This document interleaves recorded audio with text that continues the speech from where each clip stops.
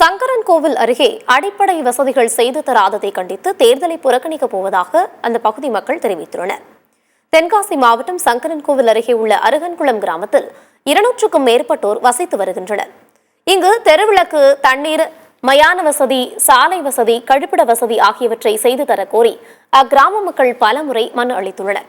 ஆனால் இதுவரை நடவடிக்கை எடுக்கப்படாததால் தேர்தலை புறக்கணிக்கப் போவதாக அறிவித்துள்ளனர்.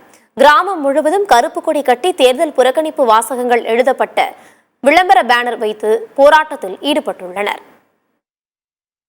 எந்த கட்சி வந்தாலும் சரி, ஓட்டு போட மாட்டோம்னு சொல்லி புறக்கணிச்சு போக சொல்லியாச்சு.